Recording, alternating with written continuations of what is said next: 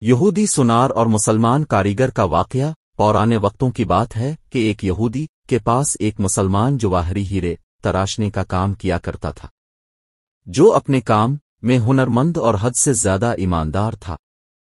یہودی اس سونار کی کاریگری سے بے تحاشا نفع کمانے کے باوجود بھی اسے مناسب معاوضہ ادا نہ کیا کرتا تھا، جس کی وجہ سے وہ بمشکل اپنے گھر کا خرچہ پورا کرتا تھا۔ اس طرح کام کرتے کرتے اس نے عمر گزار دی اور وقت گزرتے ہی اس کی بیٹی جوان ہو گئی۔ وہ اپنی قلیل آمدنی میں سے کچھ بھی جمع نہ کر سکا۔ بیٹی کی شادی کے لیے سونار مسلمان نے یہودی سے کچھ رقم بطور ادھار مانگی۔ کروڑپتی ہونے کے باوجود یہودی نے رقم دینے سے معذوری ظاہر کر دی، جس پر سونار اپنی قسمت کو برا بھلا کہتا ہوا گھر لوٹ آیا۔ رقم ادھار نہ ملنے پر بیوی نے سخت ناراضگی اور تانوں سے اس کا استقبال کیا۔ پریشان حال بیچارہ ساری رات سوچتا رہا کہ بالآخر اب کیا ہوگا۔ دوسرے دن وہ دکان پر کام کے لیے نہ گیا۔ بعد میں یہودی سونار کے بلانے پر جب وہ دکان پر پہنچا تو اس کے ہاتھ میں ایک پوٹلی تھی، جو اس نے یہودی کے سامنے کھول کر رکھ دی۔ اس میں بیش قیمت ہیرا دیکھ کر یہودی سوالیہ نگاہوں سے کاریگر سونار کی طرف دیکھنے لگا۔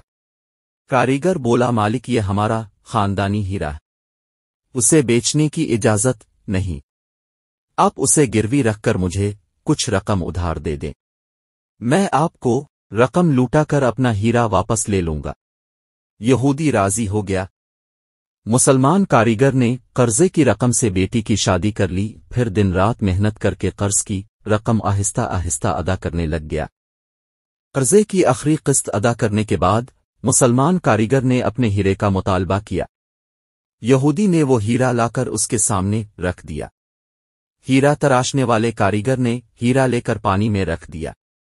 دیکھتے ہی دیکھتے ہیرا گل کر ختم ہو گیا۔ ہیرا تراشنے والے کاریگر نے کہا، مالک یہ مصری ڈلی تھی جسے میں نے اپنے فن سے ہیرے کا اس طرح سے روپ دیا تھا کہ اب جیسا سونار بھی دھوکا کھا گیا۔ آپ نے میری عاجزی اور درخواست پر قرضہ نہ دیا، جس کی وجہ سے مجھے یوں اب سے رقم نکلوانی پڑی۔ میں مسلمان ہوں اس لیے بھاگا نہیں، اب آپ کی پائی پائی ادا کر کے سرخ رو ہو گیا۔ افسوس کہ اپنے میری قدر نہیں کی، اس لیے ملازمت چھوڑ کر جا رہا ہوں۔